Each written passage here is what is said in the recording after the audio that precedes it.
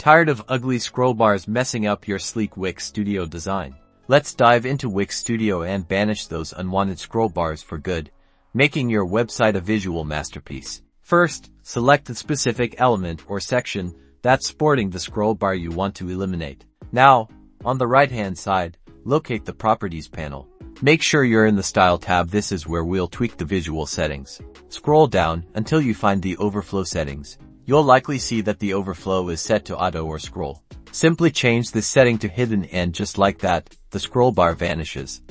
This tells Wix Studio to clip any content that overflows the element's boundaries, effectively hiding the scroll bar. Preview your website to see the clean, scroll bar-free result. Remember, this works best when you've carefully designed the element to contain its content without needing scrolling.